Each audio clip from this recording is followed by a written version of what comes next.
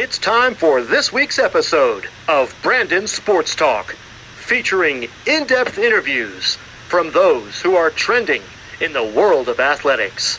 And now, here's the host of Brandon Sports Talk, Brandon Pate.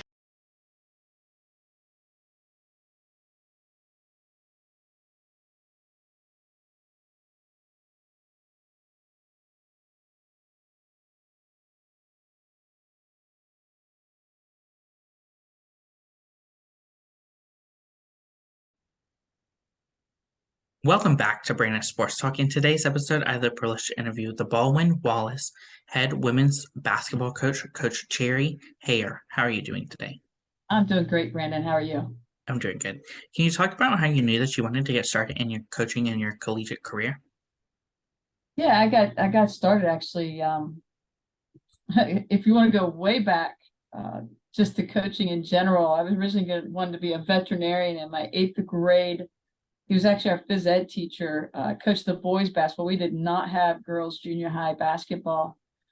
First talked to me about being a coach. And so at that point, I actually started taking notes, typed out notes from magazines and catalogs and stuff that he had given me, just coaching resources. And that really kind of got me started. I actually still have some of those diagrams and notes in my files from way back when.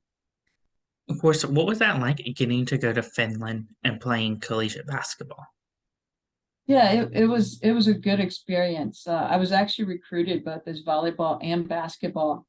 And so my first athletic experience really was as a volleyball player because that season came first.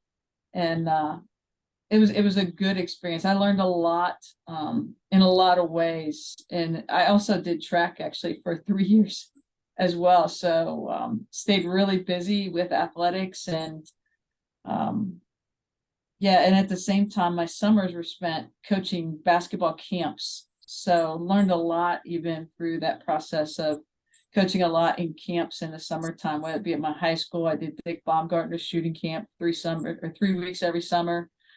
Did some Yes I Can camps, just a lot of different ways to get my feet wet. What was that experience like being a three-time athlete? Yeah, well, I don't think things overlapped quite as badly as they do now. So volleyball overlapped a couple weeks with basketball, but not like a full month like it does at this point. And then track was easy because basically you just start track whenever you finish the other one because it was an individual sport. Um, the volleyball basketball worked because our coach also did both. So went from seeing her at volleyball practice to basketball practice, but at least there wasn't a conflict that both practiced at the same time because she couldn't be at both at the same time. Of course, what was that experience like putting on that Finland basketball jersey?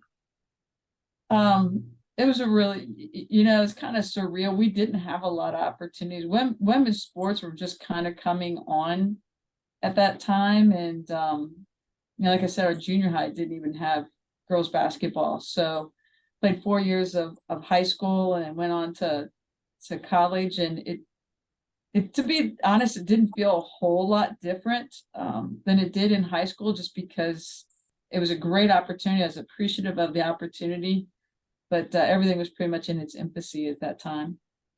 Coming out of college of Finland, what was it like getting into college coaching and going to Bowling Green? That was a great experience. And again, to show you the difference, when I got to BG, Fran Bull was our head coach, awesome coach. He went, his high school record was like 208-17 or some crazy number. It might have been even more, 208-7 maybe. Great coach, but he had one part-time assistant and myself as the GA, and that was our entire staff. There were no strength and conditioning coaches. There weren't extra academic advisors, none of that stuff happened. So I was our strength and conditioning person. Like we all worked really hard because we also had to, as a GA, I also had to be a full-time graduate student. So yeah, things have changed a ton for the better, but really got fully immersed into what college coaching, the time it takes, and the business side of it more at Division I, and Franville was a great mentor, a great coach, a great person to learn from. I took a lot away from my experience as a GA. As a grad assistant at Bowling Green, what were some of the things that you learned to then help you to make that jump, become an assistant coach first? Yeah, one, how to work hard. I was involved in a lot of different things. But probably as much as anything, the way Fran coached, he kept things very simple. We didn't do a lot, but what we did very, very well. So I went from in my college experience, I actually had two different coaches and saw people do things a lot differently there. And then to see how keeping it simple and just being really good at the simple things, how successful that can be, it really opened my eyes. Yeah, I came from a background with more junk defenses and more, a lot of set plays and those kinds of things. And Fran coached in a different way, and I really appreciated that exposure to that. And then just him giving me responsibilities like being in charge of the weight room and weight room hours and those kinds of things. It was great to being trusted to do some things to help the program. What was that experience like returning back to your alma mater to become an assistant coach? Going back to Findlay was great. BG was only about half hour up the road one way, and then I went to Bluffton for 1 year as an assistant coach, and that was only about half hour the other way. So I never really left the area. My heart was always with Findlay because I did have a great experience in so many ways, academically as much as athletically at Findlay. And really, I only got the GA job at Bowling Green because the men's coach and AD at Findlay knew Fran and I made a phone call, and one thing led to another. It all happened pretty much by the grace of God is how I got into the GA at Bowling Green. But going back to Findlay then, where so many people have helped me develop and looked out for me and helped find me opportunities. Really grateful for that opportunity to go back there. And I did a lot of different roles there, as well as assistant coaching. Did some sports information, I did some admissions, and each step along the way, people bent backwards and even sometimes created positions for me to be able to continue there. So again, forever grateful for that opportunity. What was that experience like getting to coach some of your teammates that were still at Finland when you returned back to your alma mater? Yeah, there was only one class by the time I got back there, so it wasn't a big problem really at all. I always saw myself as a leader and tried to and actually I said our coach did both volleyball and basketball. And she was much better at volleyball, the one that recruited me. So for 3 years, I had the same coach, and she actually had me she wanted to put in a matchup zone. So she took me with her to learn this matchup zone from actually Dick Baumgartner, and then had me basically teach it to our team. And so so I kind of been in that coaching realm even as a player there, and so it wasn't a tough adjustment at all. What was that experience like for you to get to work as the sports information director while being an assistant coach? Thank goodness I had a great GA. Carl Steffen was my GA, and he took care of our major sports, just because being involved in the other sports as a coach didn't leave me a whole lot of time. And we also had our local sports writer did the stats. So because Larry Alter did the stats and Carl did a lot of the major sports, I wrote a lot of press releases and cumulative stat type things, records. But it gave me a lot of insight though into what sports information does. And at that time, it was so different than what it is now as well. That was a basic, just getting things out to the local newspapers. For the most part, internet did not exist. This kind of format did not exist. People weren't going on the web to find out anything about Findlay sports. It was really more about how much we could get out to the local print media, radio, those kinds of things. So definitely more entailed now than it was then. While at Bluffing, what were some of your biggest accomplishments? I was head track and assistant basketball, so I didn't have a lot of things to accomplish. I suppose as much as anything, I was teaching close to full time as well as assisting in that sport and head track, and just getting that chance to be a head coach gave me some good experience. Our team was really, really small, smaller than a basketball team at that time. So just trying to build the numbers for the track team and teach at the same time, and as well as being assistant basketball, it kept me busy for sure. Of course, in 1990, what was it like coming to Baldwin and becoming the head coach? That was exciting. The OAC is a terrific league, and at the time when I got into the first got into the league, Capital University was winning national championships, and Muskingum had gone to a Final Four, and Heidelberg had been to a Final Four. So to be able to compete in the OAC was to be able to compete nationally. And to be honest, when I first got here, the program was bad. It was real bad, and 60% of my load was still teaching, and only 40% was in my coaching, and we had no full-time assistant, and I was on my own to try to find a part-time assistant, which did not go well either, because I didn't know anybody in the area. And so yeah, it was a tough go at first, but it's exciting to have my own program, be able to put my own ideas out there on the court, and yeah, it was really cool. What was that feeling like the first time you became a head coach in your coaching career? Yeah, like I said, just pretty much it's just exciting.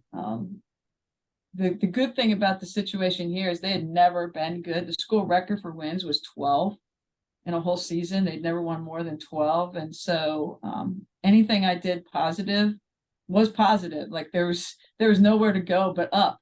And because of that, that's exciting. It was probably even more fun then than now, because now the expectations are so high, and when we don't win, it's like a big deal when we don't win. Whereas then when we won, it was a big deal because we won. And it's kind of flipped on us at this point. But that's what made it so exciting. And just the idea of building a program and trying to take a bad program and get it to where so many other teams in the league was a challenge. But yet, like I said, it was I like those kinds of challenges. As a head coach, what was that first feeling like getting to step onto the court for the first time for Baldwin? Yeah, I hardly remember it actually.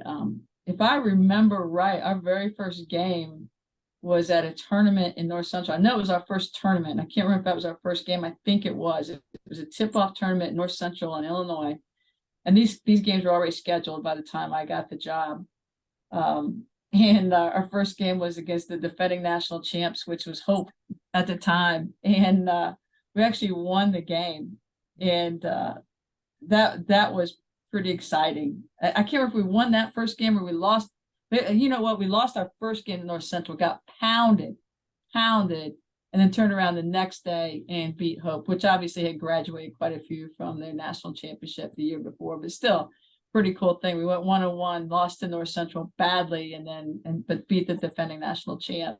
So it was a good springboard for recruiting, being able to tell that story, just to show people we were a different program than they had been in the past. Of course, can you talk about the culture that you've built for Baldwin Wallace? Yeah, well, the kids have a ton to do with that. As coaches, we can guide them and we can give them the directions and tell them what it should look like. And it's really on the players and particularly your team leaders to make the culture great. Because we can't control all the things that are being said and done off the court. We can try to create an environment that leads them to that. But there's still their choice to what that looks like. And we've just been blessed that our kids have bought into really connecting with each other. They've bought into hard work. And again, I can say it all I want, but it's still on them to make the choice to make that happen. And we've just had a lot of great young ladies who've come through our program that have wanted to do those things, and it's made it a pretty special thing. Of course, since being the head coach, what has that been like having that staff and those players around you to build the culture and build the team? Yeah, it's been critical. Obviously having the right players on board is absolutely critical. Cody Hartzler, our assistant, our full-time assistant, is unbelievable. Unbelievable in recruiting, builds connections with our kids like no other. He knows the game, he teaches the game well, he just works really, really hard. He's just an outstanding human being. So the combination of him and our players really have put us back into the forefront in the women's basketball scene in Division III. Of course, as a head coach, what has that been like taking your teams to conferences and getting that hardware? It never gets old because it may be more than once for me, but for our players, it's yeah, seeing those kids being able to raise that trophy and seniors' hard work paying off, and just the excitement that they have when that buzzer goes off. That never gets old. Seeing kids do that just never gets old. Some part of me just wants to sit back and just take it all in when that's happening. And more, I kind of do that and watch just their reaction. And then having those things now is so cool, having a lot on video and just being able to go back and watch that, just so cool. What has that been like, obviously, getting to build that legacy career that you've had? It's going fast. It's going really fast because you just go trying to get to the next day. Most times the hours are long and the weeks are long, and a lot goes into it and a lot of sacrifice. But then you look back and say, where did the time go? But again, those relationships with our kids that have played for us and seeing how successful they are out in the real world, because that's really what it's all about. Like, we're just a vehicle to help them learn how to be successful in life. And if we do that, then we've been successful. And you don't get that right away. But we have some young ladies out there just absolutely crushing it in their careers and in their families and all the things that go into having a successful life, and they're doing great. And that makes you feel really good that you hope you had some small part in helping them learn those things. What does a typical game day look like for you as a head coach versus for your players? Yeah, as coaches, we hate downtime of pregame. So whether it be home or away, our kids are getting there. A lot of the kids get out on the court and get some extra shots up ahead of time. And I usually just am waiting around. Once most of the kids are dressed, then I go in and put the notes up on the board for our pregame, and I'm thinking about the remarks I want to say in pregame. But most of the work's been done. Now you're just really kind of just waiting around for the game to start, and just making sure kids are in the right headspace, making sure their minds are right. That's about all we can do at that point. Because like I said, what we've done in the days leading up to practice is really where the preparation is. And yeah, that's about all you can do on game days. Try to get their heads right. Because there's not much you can do about it if you didn't get the prep right before that. Of course, on game day, what is your game day routine and ritual like as a head coach? I don't have a huge routine. One thing I find it really difficult to eat. My stomach's just churning all the time, so I don't eat a lot before games, just because my stomach gets upset if I do. But other than that, there's not a lot of routine. There's usually stuff going on most days in the office, so you're just doing your day-to-day work until it's time to leave for the game or time to get things ready for the game. And we're in a situation where we really don't have an equipment manager, so I'm the one putting the uniforms out. So one of the things I just got to remember to make sure the uniforms and warm-ups get put out in the locker room. So those kinds of things occupy my time, which is a good thing. I like to try to stay busy, because the more I stay busy, the less I'm thinking and stressing about the game. Of course, who are some of the teams that you face in your conference each week? Excuse me, what was that again? Who are some of the teams in your conference that you face each week? Gotcha. Our league is a 10-team league, so we play a lot of league. We only get 7 non-league games. We play each other twice, once home, once away. Wednesday, Saturday, and the teams in our league are John Carroll, Mount Union, Muskingum, Marietta, Capital, Otterbein, Wilmington, Ohio Northern, and Heidelberg. And so we pretty much, it's called the Ohio Athletic Conference, and we pretty much cover every corner of the state in the league. And it's a great league. Last year, 3 teams from our league made the NCAA tournament. 2 of them got to the Sweet 16. We've been to the Sweet 16. We've been to the Elite 8. It's a really, really competitive league, and night in, night out. We have no teams that are where you just can roll the ball out and know you're going to win. Like, you got to bring your A game every single game, or you're going to get beat. That's how good the league is. Yeah, and it's only getting stronger. We have a lot of great coaches in the league and people who are working really hard at it. And yeah, you're going to have to be your best to win the league. Of course, what is that home game atmosphere when you get to play teams like Wilmington College? Yeah, it depends on who. The home game atmosphere. We're playing are the best opponents. Our students are great. We've managed to get a lot of other teams who support us in a tremendous way, and I hope they have a good time as well. And our game day atmosphere is pretty cool. We have students that sit in a bleachers closer to the court, and and we have a great community support as well. And a couple of years ago, well, the COVID year, we actually were in the top 25 in the country in attendance. And for a college that has a lot of things going on, we're big enough that there's always, like, you could probably go to 3 or 4 events. There's 3 or 4 events going on every night that you could choose from. But we've managed to have a pretty nice home court atmosphere, and it's really, you have to experience to get it. But yeah, it's pretty cool. As a head coach, what has that been like, getting to take some of those teams to the Sweet 16s? But those are special. Like, you have to be so good. There's 430 D3 women's college basketball programs. And when you get to the Sweet 16, like, holy cow, you're the, top 4% or something like that. It's so competitive. There's so many good programs out there. And you have to have some luck along the way. The right people stay out of foul trouble. The right people stay healthy. All those good things, and your chemistry's got to be just right. You get 1 or 2 people start pouting or whatever, and that can throw everything off. And but getting to that level, that Sweet 16, Elite 8, those are special, and those are special teams. And when you get to that level, it's usually because people have really sacrificed themselves for the good of the team.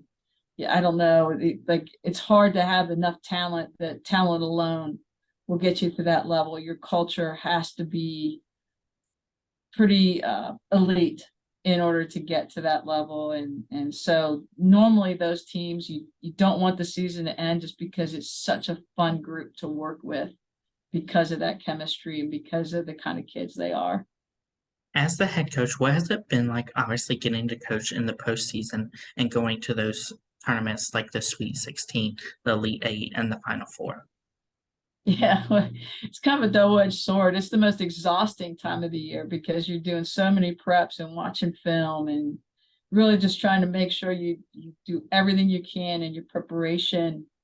And at the same time, putting the time into your kids and making sure they're in the right headspace, and doing everything you can from that aspect. A lot of sleepless nights during that time because of the prep going on. But again, just like winning a conference tournament or conference championship, for the kids, they don't get that often. I've been at this 33 years. We've been to the tournament like 17 times or something, and Elite 8 3 times. And so it sometimes becomes like, okay, here we are, we're doing it again, which is really cool. But when you see the excitement for your players and them getting to experience it for the first time and how cool that is, that's what really means the most. course, what has that been like, obviously building that legacy program where you do compete for championships year in and year out? Exhausting. It doesn't just happen. And just when people say it all the time, it's easier to get to the top than stay on the top. And that's absolutely true. Everybody brings their A game for you. There's no easy games because you're oftentimes other teams' Super Bowl. They can win that one game against you that's going to make their season. And it wears on you. It really does. And, we don't get to practice at the same time every day. So we're practicing at all hours of the day and night, and that can wear on you. So you hope that the legacy that you leave is way more than wins and losses.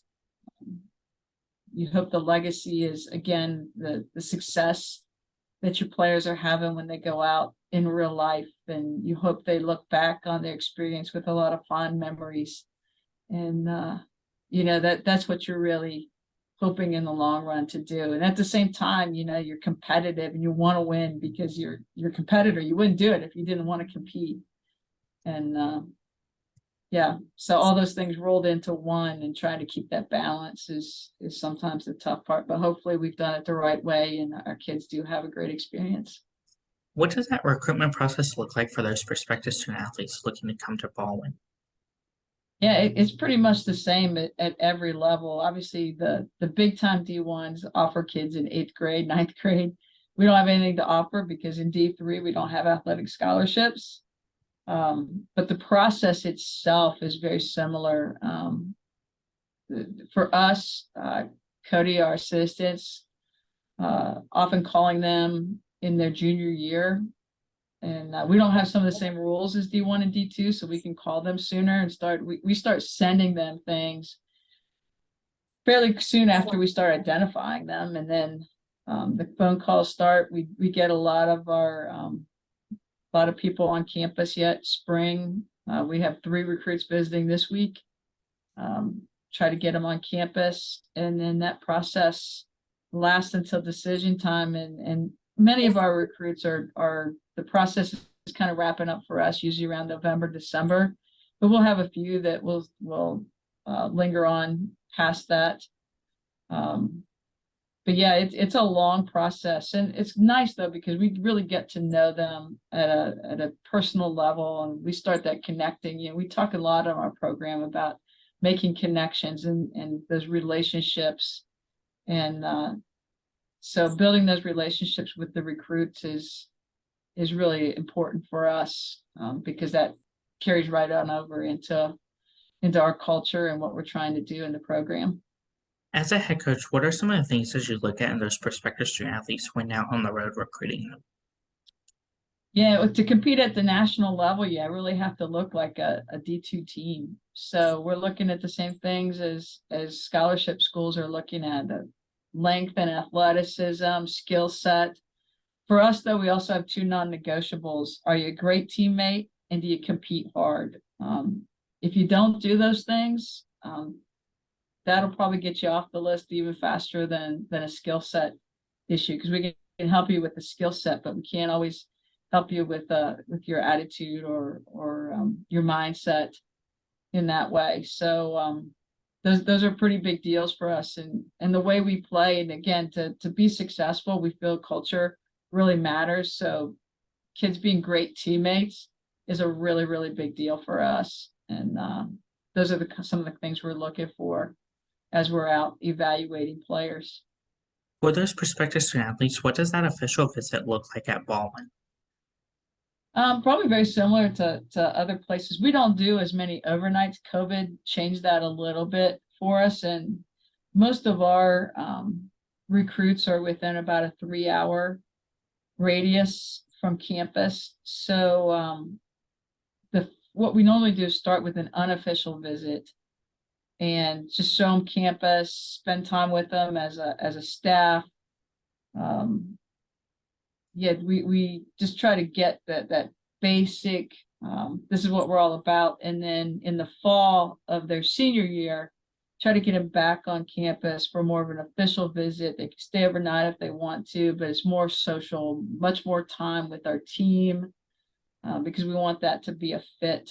We'll do the photo shoot and all those kinds of things on that second visit.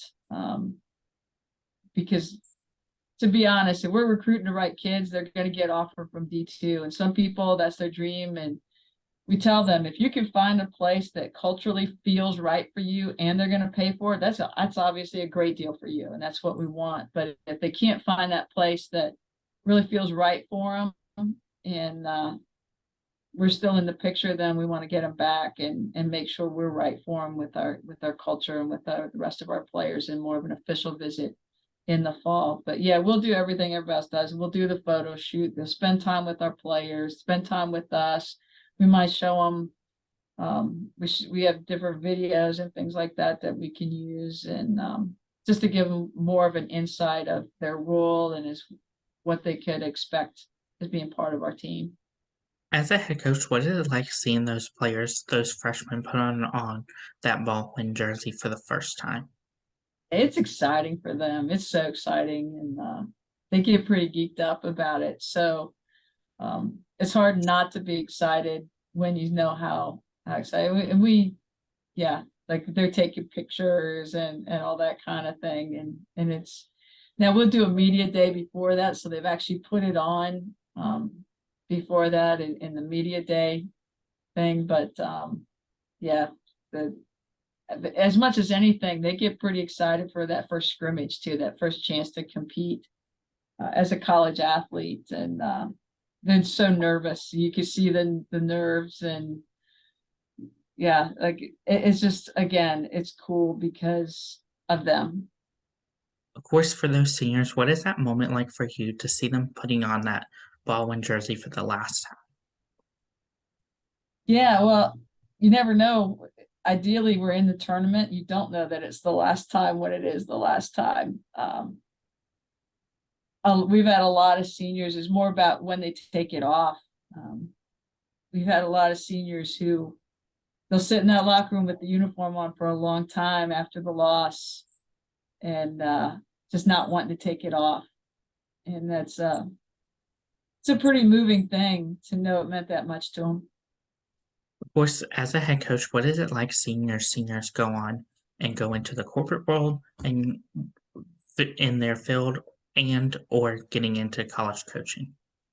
That's the best thing. That's the best thing that seeing it's funny, whether it be college coaching, high school coaching. We had one that as a player, she was kind of a pain in the butt, but she's coaching a high school game.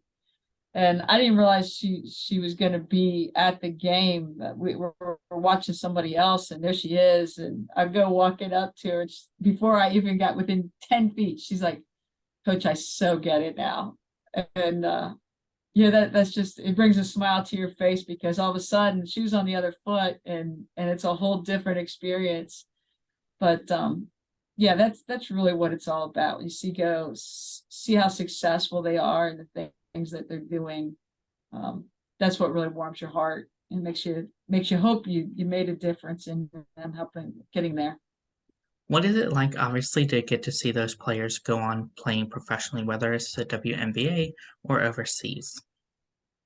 We haven't had anybody that's actually chosen to do that. We've had a couple that could have taken those kind of opportunities, but choose to go on into a career instead. And yeah, for women, I think it's different. WNBA is so hard to make. Like nobody from D3, I don't care what they say, nobody from D3 is making, like, shoot, we have players of the year in D1 that aren't making a WNBA roster.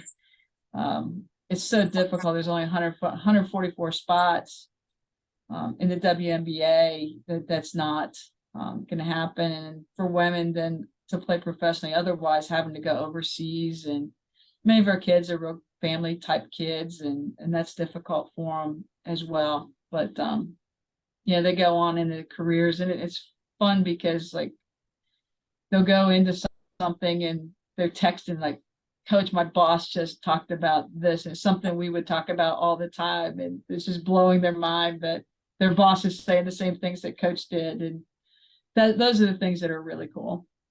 Of course, what advice would you give those collegiate athletes looking to go into playing collegiate women's basketball?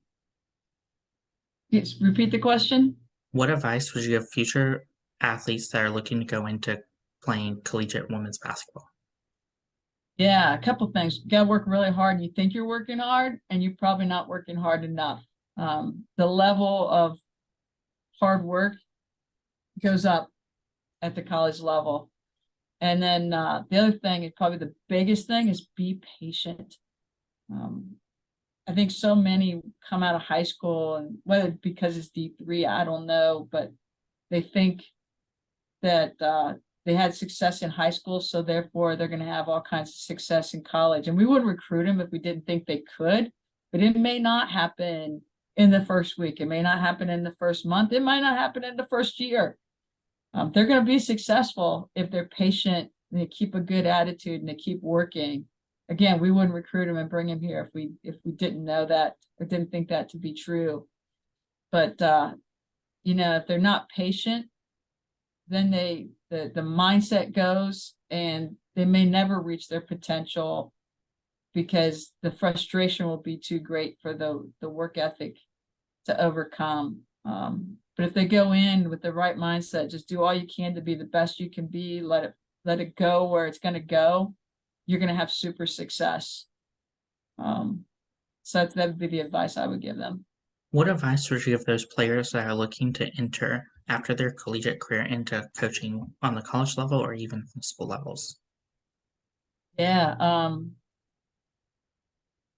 Hopefully they've learned a lot along the way, but again, be patient. Like, I think the more I've learned, the more I realize I don't know, and I feel like less prepared almost at this point than I did when I was 24, 25, 26. When you're that age, you think you know it all, and then you get in the seat, and all of a sudden it's like, oh, I don't know it all. And the more you learn, the more you realize you don't know.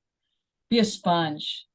Take every opportunity you can to be around good coaches. Learn all you can from those people around you. And it doesn't have to be basketball. It could be any sport. Just learn what you can from other good coaches and get your feet wet in camps.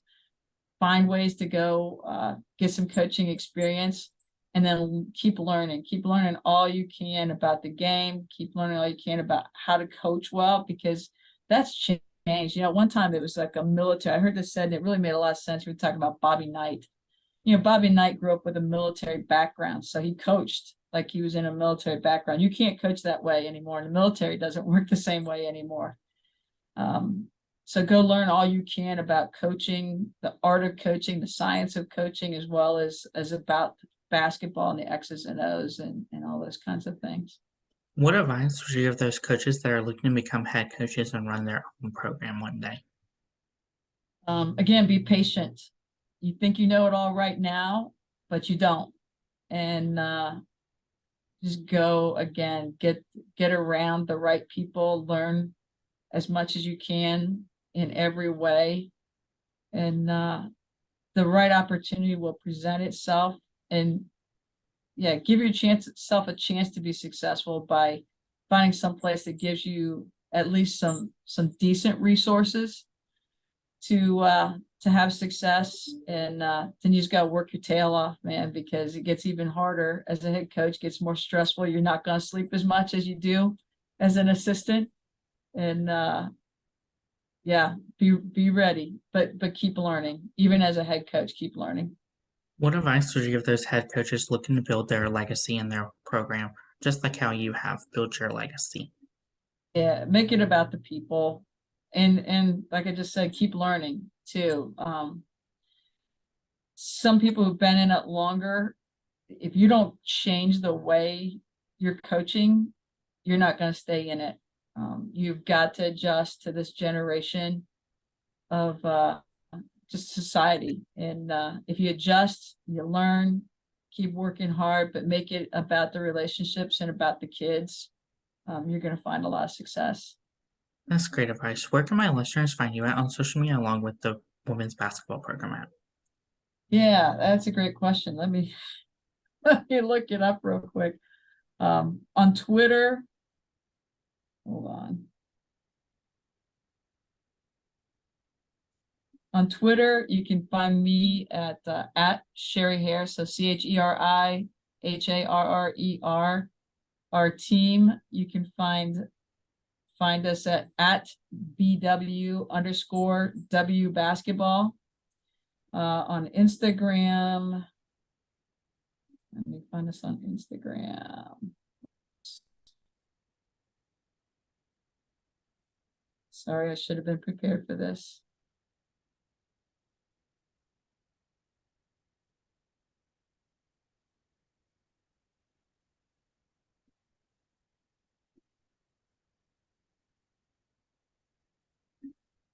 I think, oh, Instagram, mine is Coach_Harrer. And our team is BW_W basketball, just like our Twitter account. Thank you again, Coach Cheri Harrer, for your interview, and best of luck in your future as the head coach for Baldwin Wallace. Thanks so much, Brandon. Good luck to you, man. You can find Brandon Sports Talk on Instagram at Brandon Sports Talk, Twitter at Talk_Brandon, and you can find me on YouTube at Brandon Sports Talk. Don't forget to like, comment, and subscribe. Thank you again, Coach Cheri Harrer, for your interview, and best of luck in your future. Thank you, Brandon. You've been watching Brandon Sports Talk. Please feel free to like, share, and subscribe to Brandon Sports Talk on social media and on YouTube.